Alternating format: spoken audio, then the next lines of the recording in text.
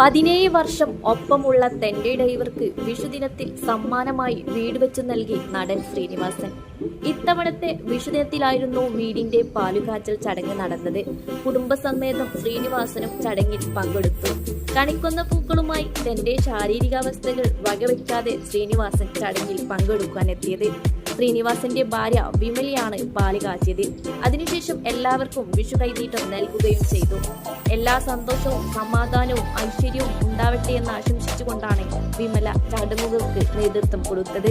പയ്യോളി സ്വദേശി സിനോജാണ് ശ്രീനിവാസന്റെ സാരഥി.